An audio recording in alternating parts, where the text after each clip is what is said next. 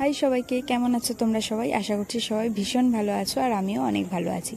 অনেক দিন পর আবারও একটা এরকম ভিডিও নিয়ে চলে এলাম। তো এই ভিডিওটা কিন্তু রিসেন্ট না, ভিডিওটা ছিল 22শে জানুয়ারি। আগে ক্লায়েন্টের মুখ থেকে শুনে নি সে কেমন সাজতে চায়। বলো একটু কিরকম সাজতে চাও?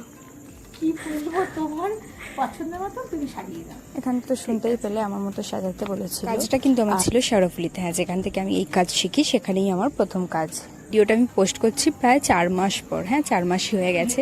আমি কেন ভিডিওটা তখন পোস্ট করিনি আমি নিজেও এখন জানি না, হঠাৎ মনে হলো যে ভিডিওটা এবার পোস্ট করাই যায়। তো লুকটা তোমরা দেখে জানিও কেমন হয়েছে আর ক্লায়েন্ট কি বললো সেটা শোনো। এটা ছিল 22শে জানুয়ারি 2024-এর কাজ আর আমার ফার্স্ট লোকেশনে গিয়ে সেদিন আমার একসাথে দুটো পার্কিং কাজ ছিল। এরপরটা ছিল আমার বাড়িতেই, আর সেটা আমার সব থেকে প্রিয় বন্ধুরা, আর আমি বাড়ি ফেরার আগেই কিন্তু সে এসে আমার জন্য অপেক্ষা। এটা ছিল ওর বিফোর লুক আর এরপর এটা ছিল ওর আফটার লুক। ও খুবই সিম্পলের মধ্যে চেয়েছিল আর খুব তাড়াতাড়ি ওকে রেডি করিয়ে দিয়ে এরপর আমিও তাড়াতাড়ি রেডি হয়ে চলে যাই বিয়ে বাড়ি। আর এটা ছিল আমাদেরই একটা বন্ধুর দিদির বিয়ে।